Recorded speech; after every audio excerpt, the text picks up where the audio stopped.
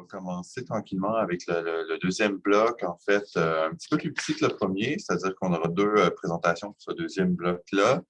Euh, donc, les présentations de Pierre Doré, qui est professeur ici à l'UQAM, et celle d'Éric Monpetit, Antoine Lémard et Maria Alejandra Costa, de l'Université de Montréal. Donc, même principe, on va se donner environ une demi-heure par présentation pour nous amener aux alentours de 16 heures. Donc, si Pierre, est-ce que tu es prêt pour commencer? Parfait. Alors, Pierre est là, Pierre est prêt. Donc, il y a une présentation pour nous aujourd'hui qui s'intitule Les parcours scolaires des étudiants et étudiantes universitaires, penser au-delà des appréhensions. Alors, je t'en prie, Pierre, c'est quand tu es prêt, si tu as quelque chose à partager, tu peux y aller. Oui, c'est ça, je vais le faire. Non, mais je rigole, j'ai rigolé parce que j'avais eu la même réaction que toi, c'est-à-dire qu'on est 4 personnes dans 4 bureaux continus et on est chacun de notre côté. Chacun notre petite J'avais eu la paroi même entre les deux. réaction que toi à ce niveau-là. Voilà. Bon.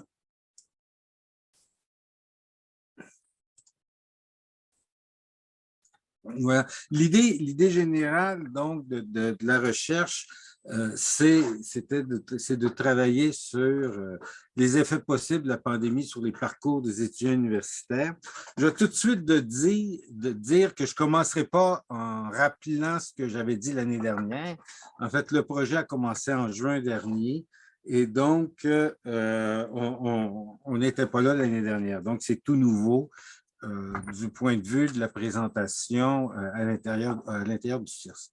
Donc, l'idée générale, c'était de se dire, dès le début de la pandémie, l'équipe transition là, avec lesquelles je travaille, et on commençait à se dire qu'étant donné tous les changements qu'il y avait avec la pandémie, le confinement, le caractère mondial ou international de la crise, on s'est posé assez rapidement la question, mais qu'arrive-t-il aux étudiants et aux étudiantes? Et donc, c'est un petit peu à cette question très générale auquel on veut répondre dans cette recherche-là, avec l'architecture actuelle. Donc, si on regarde les deux questions, c'est quels sont les effets de la pandémie sur les parcours scolaires, ça c'est une chose, mais au-delà de l'effet sur les parcours ou l'effet possible sur les parcours scolaires, on se pose aussi une deuxième question, c'est quels sont les effets des crises majeures en général sur le système éducatif et sur les parcours scolaires en particulier.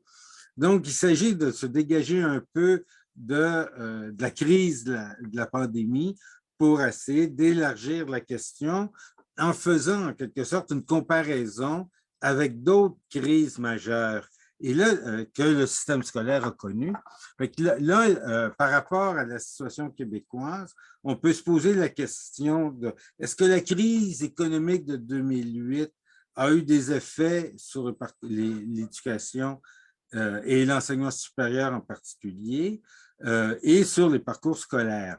Et là, de façon plus importante, la question aussi qu'on se pose, c'est le printemps érable a-t-il eu des effets sur les parcours scolaires? Est-ce que les gens ont changé de parcours, ont modifié leur pratique éducative, leur orientation à cause, en quelque sorte, de la crise?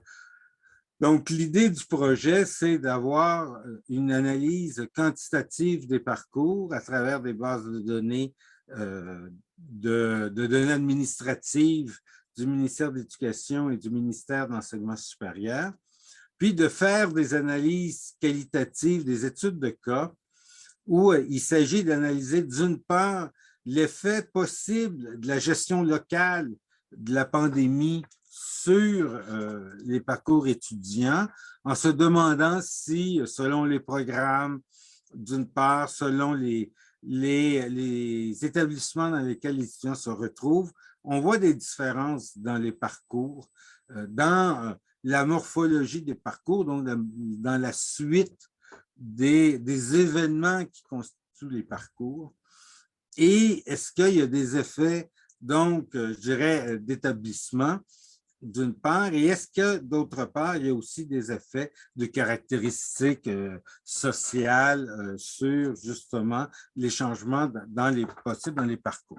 Donc, et l'idée, c'est donc d'analyser ça avec des données quantitatives et des études de cas pour nous permettre, en quelque sorte, de saisir plus finement, en quelque sorte, la nature des changements dans les parcours. Donc, on est...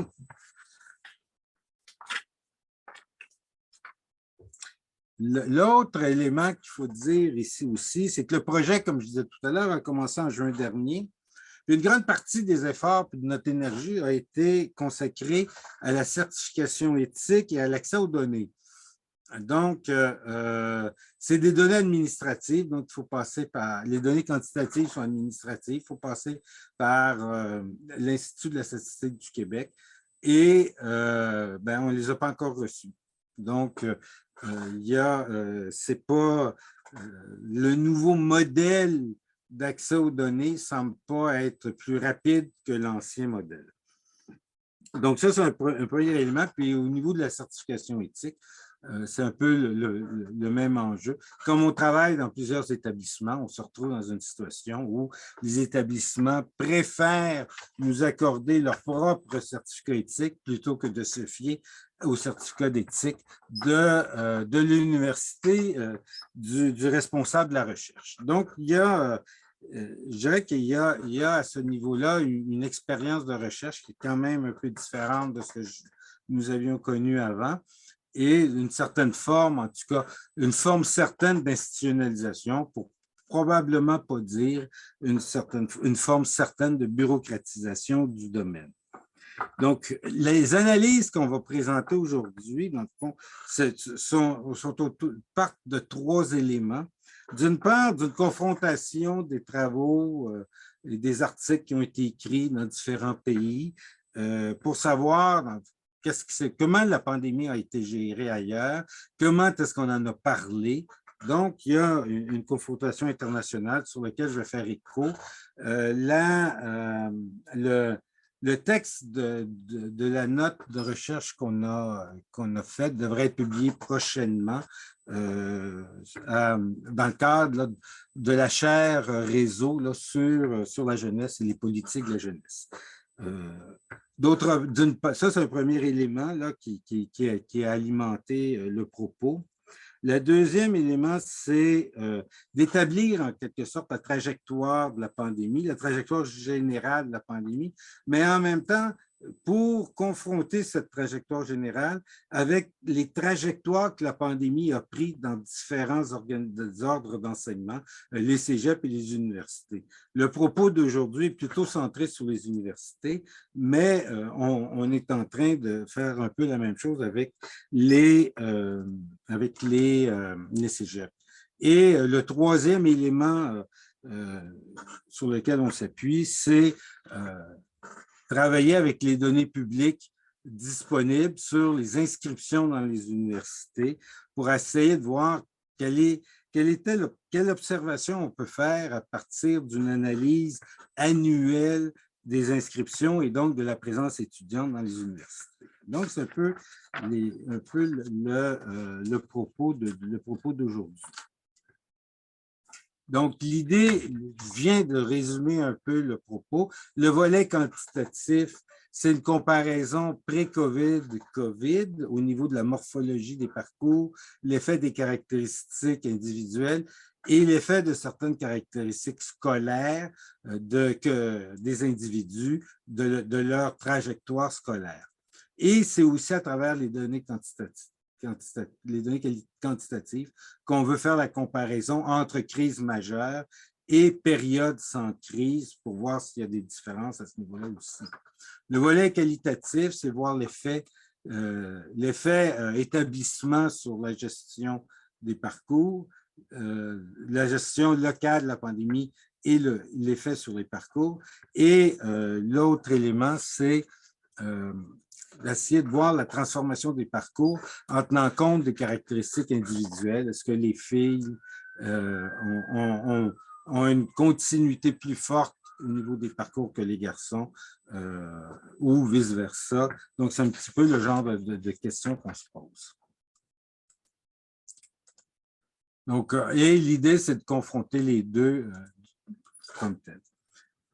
Au niveau international, ce qui, au départ, est intéressant dans la comparaison internationale sur le plan de la gestion de la pandémie, c'est en fait, à première vue, les parcours, les différences qui peuvent exister. On verra que la recension de ce qu'on a fait et tout montre un petit peu de différence. Donc, la première chose, c'est qu'on sait très bien que, par exemple, entre la France et le Québec, la région, le poids de la région est très différent entre les deux sociétés. En France, la région est une entité politique. Au Québec, la région est une entité plutôt administrative.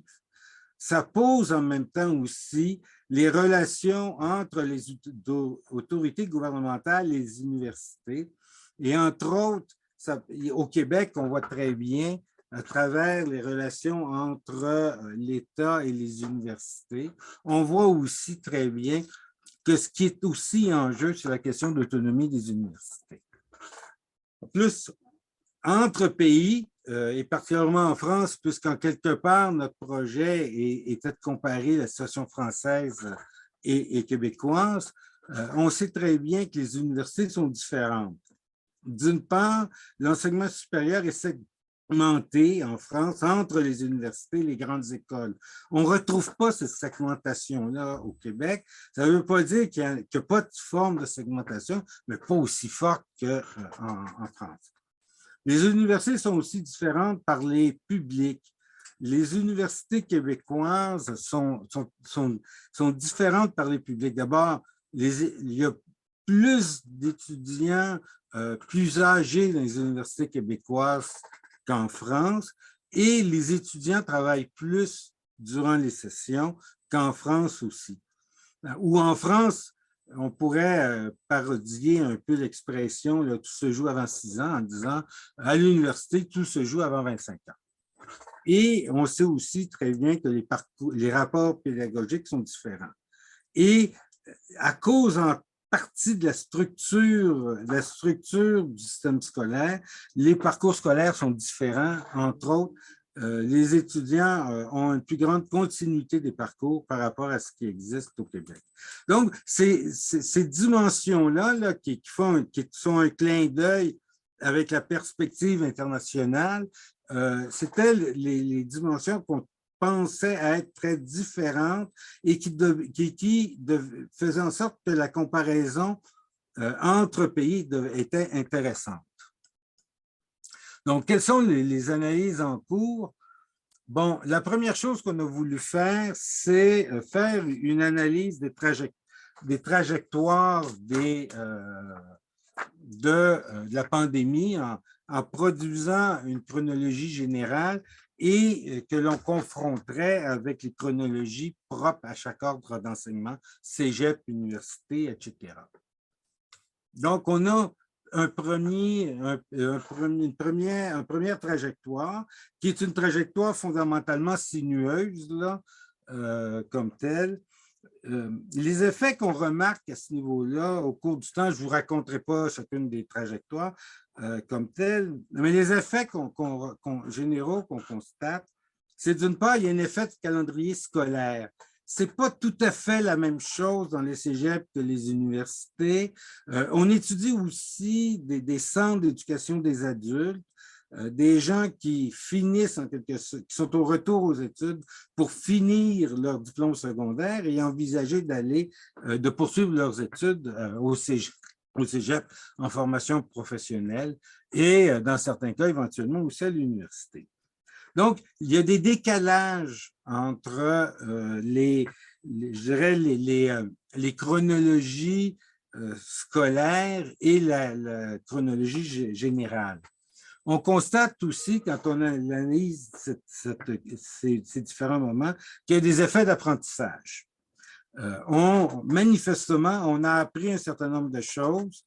On a utilisé de plus en plus les éléments scientifiques, des résultats provenant de la science pour, en quelque sorte, développer un certain nombre de politiques. En même temps, donc, on peut dire aussi, on pourrait dire que dans le cours des choses, il y a un effet vaccin sur lequel on s'est appuyé, entre autres à partir de juin dernier, entre autres pour être en quelque sorte en liberté surveillée. Ça a duré tout l'été, une grande partie de l'automne, et on a connu à partir de décembre, là, un resserrement, là, on a appelé ça resserrement acte 2. Je ne sais pas s'il va y avoir un acte 3 au cours des prochains mois, mais en quelque part, il y avait cet effet-là. Et l'autre élément qui rentre en ligne de compte, c'est me semble-t-il, l'effet ras-le-bol qui semble jouer et qui semble jouer aussi dans une espèce je ne suis pas dans le secret des dieux, là, mais de ce qu'on peut remarquer, qui semble jouer entre, dans la décision politique, entre une pondération entre, je dirais, les rapports sociaux, les mouvements sociaux d'une part, et d'autre part, ce que la science et ce que les experts nous disent. Donc, c'est un peu des éléments de cette chronologie qui nous semblait intéressant, qu'on a repéré en quelque sorte dans la fabrication de cette chronologie-là, qui n'est pas finie. Dès décembre, on s'est aperçu à un moment donné qu'il fallait changer un peu les moments, les dates des chronologies. On a changé aussi les titres. Donc, c'est vraiment quelque chose d'en cours parce qu'on s'aperçoit qu'effectivement, le fait de faire de la recherche au moment où les choses se passent, ça nous oblige en quelque sorte à réagir en quelque sorte aux situations sociales. L'autre élément, au niveau des discours, que ce soit les discours au niveau des universités, des universitaires, des discours au niveau des politiciens, au discours au niveau des médias, des chercheurs, il y a un certain nombre d'éléments de remise en cause, d'appréhension qui sont présents dans la pandémie, mais qui sont aussi présents dans toutes les crises majeures qui ont deux grandes caractéristiques. C'est d'abord, crise majeure, c'est des bouleversements importants dans la vie politique, la vie sociale, puis dans la vie de chacun de nous. Je n'ai pas besoin d'aller plus loin. On l'expérimente quasiment tous les jours. Par rapport à la question de l'éducation et des enjeux d'éducation, de trajectoire ou de parcours étudiant, ce qu'on remarque, c'est que les inégalités scolaires sont reproduites et accentuées pendant la pandémie. Au Québec, on fait mention, entre autres, de la différence entre les écoles privées et les écoles publiques. Entre autres, la note de recherche dont je parlais tout à l'heure, que Louis Dussault a réalisé tout au cours de cette période-là, montre, par exemple, au Québec, on fait la différence entre les écoles privées et les écoles publiques en termes de ratio nombre d'ordinateurs élèves, par exemple. On appréhende une augmentation du décrochage, on appréhende une diminution de la qualité des apprentissages aussi. Ce discours-là est porté à la fois par des organismes comme le Conseil supérieur de l'éducation et les médias et les acteurs éducatifs sur les terrains. Il y a ensuite une accentuation de certains problèmes, la dégradation de la santé psychologique des étudiants, l'isolement des étudiants. Puis il y a toute une série de questions, d'enjeux relativement globaux qui sont devenus des problèmes éducatifs, en fait. L'accès à Internet, à partir du moment où on a basculé dans la formation en ligne, l'accès à Internet devenait un enjeu éducatif, alors qu'au cours des années, c'était davantage considéré comme un problème de développement régional. Et dans les familles, on sent qu'il y a dans beaucoup de foyers ou dans beaucoup de ménages une concurrence entre le télétravail et la formation à distance, comme si il fallait aujourd'hui, quand on regarde les choses puis qu'on caricature un peu, c'est comme s'il fallait avoir un ordinateur par personne habitant le ménage pour être sûr de pouvoir combiner les exigences du télétravail et de la formation à distance. L'autre élément aussi, un autre élément, c'est que, grosso modo, si on essaie de synthétiser, ce qu'on s'aperçoit, dans le fond, qu'on est devant l'équation suivante, c'est-à-dire, d'une part, on assiste à une dégradation de la santé psychologique des étudiants. On assiste à un isolement qui aide d'une certaine façon ou qui contribue à la dégradation de la santé mentale, de la santé psychologique. Le passage à la formation en ligne a aussi participé à ce processus-là. Il y a beaucoup d'étudiants qui ont connu une situation économique difficile. Au bout de la ligne, dans le discours public, ce que ça conduit à dire, c'est qu'il y a une augmentation du risque d'allonger, d'abandonner, d'interrompre les études. L'autre élément qui est intéressant à noter, c'est qu'on s'aperçoit que ce discours-là ou cette équation-là, elle est présente non pas seulement au Québec, mais dans beaucoup de sociétés. On la retrouve en France. Par exemple, en France, il y a des sondages qui très rapidement ont souligné l'insatisfaction des étudiants face aux adaptations réalisées en matière d'évaluation des cours. Ça aussi, ça a été un élément qui dans le discours des éducateurs, qui a posé problème. Comment on évalue? Et est-ce que les évaluations sont justes? Est-ce qu'il y a plus de plagiat pendant les évaluations, pendant les séances d'examen, quand c'est en ligne? Bon, c'est des questions qui sont revenues aussi au Québec. La relation avec les profs ont montré aussi un haut degré d'insatisfaction. L'insatisfaction est plus importante dans les universités que dans une filière très particulière qui existe en France, qui est les classes préparatoires aux grandes écoles, qui est un cursus scolaire de 2 ans, on y accède après le baccalauréat et c'est une filière de préparation à ce qui se passe à l'admission dans les grandes écoles françaises. Donc, l'insatisfaction était plus forte chez les étudiants universitaires que chez les étudiants qui se préparaient aux grandes écoles. Diminution de la motivation, il y a une diminution de la motivation face aux études. On constate aussi à travers les discours, les sondages, les discours de chercheurs et d'observateurs que en France, le tiers des étudiants manifestent des signes de détresse psychologique. 3 étudiants sur 4 se disent en difficulté dans leurs études qui se déroulent sous la forme d'enseignement en ligne qui est subi. Donc, on n'en veut pas, mais on est obligé d'y assister. Et il y a beaucoup d'étudiants qui font état aussi de problèmes de fracture numérique.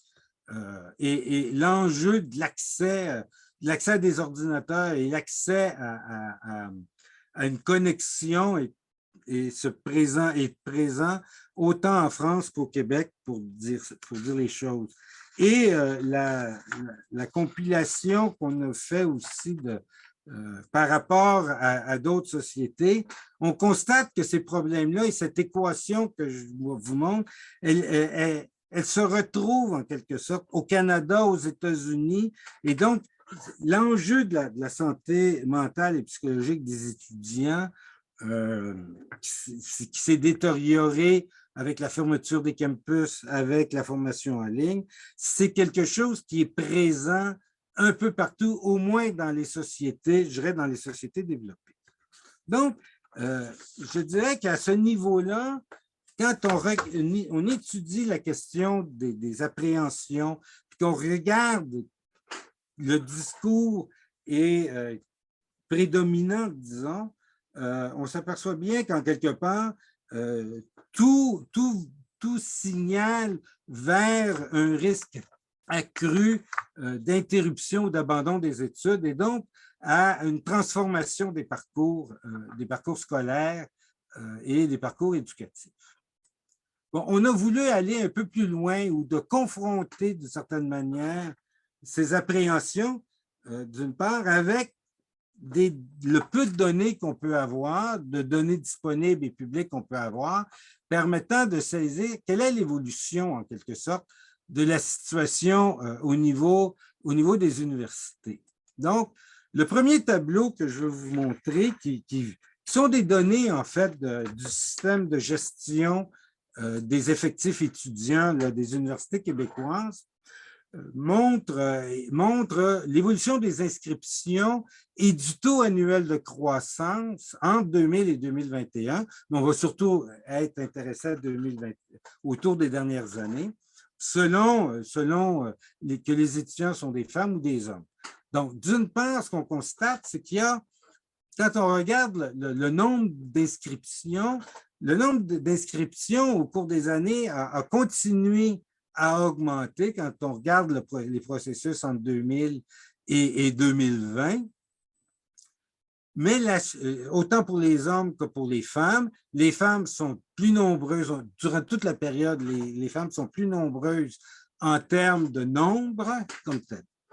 En termes de croissance annuelle des inscriptions, ce qu'on constate, c'est qu'on voit bien que cette croissance-là est très différente d'une année à l'autre. Par contre, elle est semblable entre les hommes et les femmes. La croissance est à peu près la même entre hommes et femmes. Et on s'aperçoit qu'il y a une augmentation ou une croissance importante des inscriptions entre 2018 et 2020. On voit très bien que les courbes ont complètement changé par rapport à une tendance qui s'était amorcée autour des années 2008, une tendance avec des hauts et des bas, mais une tendance plutôt vers la baisse du taux annuel de croissance. Donc, c'est la différence entre hommes et femmes qu'on a repérée. Une autre donnée sur laquelle on s'est intéressé, à l'évolution, aux mêmes évolutions, mais maintenant en fonction de l'âge et du statut légal des étudiants qu'on retrouve dans les universités québécoises. Donc, on tient compte des Canadiens, des étudiants internationaux et des résidents permanents qui sont aux études. Et on constate essentiellement que au niveau des étudiants canadiens, qui sont les deux lignes en rouge, on s'aperçoit qu'au cours des dernières années, on assiste à une croissance des inscriptions et en particulier une croissance plus importante chez les étudiants de 25 ans. Et alors que, et ça, on s'y attendait, on s'aperçoit effectivement que dans le cas des étudiants internationaux, c'est une chute vraiment forte, très drastique, qui entre 2019 et 2020, en particulier chez les étudiants de 24 ans et moins, donc des étudiants qui viennent passer un semestre ou une année, par exemple, au premier cycle et tout, et donc, tandis que les étudiants plus âgés ont une situation, une baisse, mais quelque peu plus faible. Troisième élément qu'on peut repérer, c'est grosso modo, les résidents permanents se comportent comme les Canadiens. Et donc, on voit bien qu'en quelque part, c'est la fermeture des frontières là, qui joue plus. Les gens qui étaient en résidence permanente, les étudiants résidents permanents ont continué en quelque sorte, ont continué leurs études et se sont comportés un peu comme les Canadiens, les citoyens canadiens. Troisième exemple que je veux donner, on pourrait continuer là, beaucoup, mais le troisième exemple, c'est par cycle, et on s'aperçoit bien ce qu'on disait tout à l'heure, c'est que les chutes importantes des sons, d'abord et avant tout, chez les étudiants de 24 ans et moins,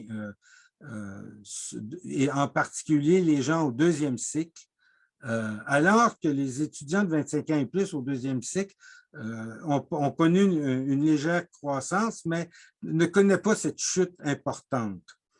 Et au premier cycle, on voit aussi que les étudiants de premier cycle, c'est l'augmentation du taux de croissance est particulièrement importante chez les 25 ans et plus.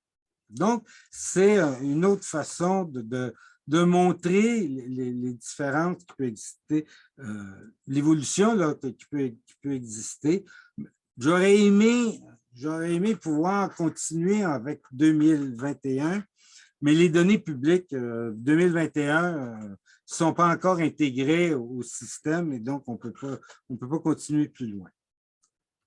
Donc, grosso modo, je dirais qu'il y a deux résultats qui ressortent de cet indicateur qui est un indicateur grossier.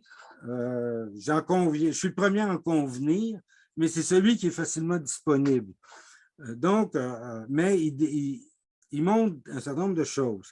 D'une part, il y a un résultat attendu, c'est-à-dire que le frein ou la diminution de la présence des étudiants internationaux, mais avec une différence avec l'âge. Le taux de la baisse est plus forte chez les étudiants plus jeunes que les étudiants plus âgés. Et on peut se dire que dans les étudiants plus âgés de 25 ans et plus, c'est des étudiants qui sont probablement plus au doctorat, qui sont aussi plus en maîtrise, et ces étudiants et ces étudiantes ont pu, en quelque sorte, progresser ou poursuivre, dans le fond, leur processus plus facilement que les étudiants de premier cycle, par exemple, surtout chez les 24 ans et moins, qui, dans le fond, n'ont pas pu se rendre au Québec, n'ont pas pu, à cause de la fermeture des frontières. Donc, ça, c'est un résultat attendu. Le résultat qu'il était beaucoup moins, c'est l'augmentation de la présence des adultes. Le fait que la formation est en ligne, probablement savoir, là c'est un point d'interrogation, on peut mettre un point d'interrogation, mais le fait que les gens sont à la maison, ça a probablement permis à des personnes plus âgées, là, puis l'indicateur c'est de 25 ans et plus, de se dire, tiens, pourquoi je n'irais pas suivre des cours? La question qu'on peut se poser, est-ce que ces personnes-là vont en 21 ou en 22, vont poursuivre leurs études ou au contraire vont dire, bon, on revient en présentiel et donc, non, nous, on n'a pas le temps et donc, ça a été une parenthèse en quelque sorte. Ils se sont inscrits tout simplement pour un peu en dilettante, mais pas nécessairement dans un objectif, par exemple, de réorientation professionnelle. C'est là aussi que l'analyse qualitative des parcours auprès des étudiants va nous permettre d'en savoir un peu plus. Donc, ce que je dirais, c'est que la confrontation de deux types de matériaux nous montre une situation contrastée qui finalement reste ouverte et que seule une véritable analyse longitudinale va nous permettre de préciser. Donc, pour le moment, on a plusieurs hypothèses de travail. Est-ce que la situation actuelle a mené à un retard dans les apprentissages et dans une interruption partielle des études? Est-ce que on est dans une situation où les étudiants et les étudiantes poursuivent leurs études de façon continue, mais vivent leurs études de façon beaucoup plus éprouvante? Donc, on est plus sur le registre de l'épreuve et de la souffrance psychologique. Troisième hypothèse qui est tout à fait plausible, c'est une transformation de la morphologie des parcours par l'allongement des études. On est tombé à temps partiel, par exemple, ou par le retour aux études. On revient aux études, on a perdu notre job, notre boulot, on en profite pour retourner aux études puis essayer de se réorienter. Et la troisième, c'est effectivement cet enjeu-là des réorientations scolaires et professionnelles. L'autre élément aussi, c'est le dernier élément que je voudrais souligner, c'est effectivement l'enjeu de la combinaison depuis au moins l'automne du déconfinement partiel qu'on a connu, de la réouverture de l'économie avec la pénurie de main-d'œuvre. Jean-Luc soulignait tout à l'heure les nouveaux programmes du ministère de l'Emploi et de la Sécurité sociale au sujet des disciplines ciblées pour des bourses, pour inciter les gens à aller dans les secteurs en pénurie de main-d'œuvre.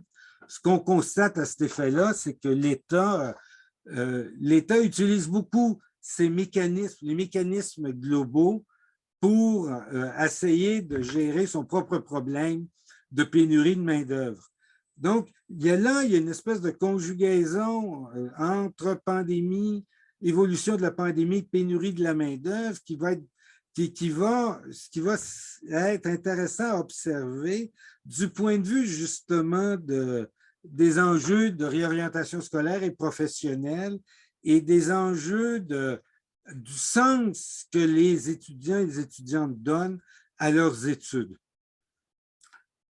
Et la dernière remarque que je voulais faire, c'est que par rapport à la comparaison internationale, ce qui est intéressant à noter, c'est que l'intérêt, ce qu'on constate dans notre analyse, c'est que ce qui était l'intérêt théorique de la comparaison internationale, étant donné les différences entre institutionnels, organisationnels qui existent dans l'enseignement supérieur entre les pays, il semblerait que dans le discours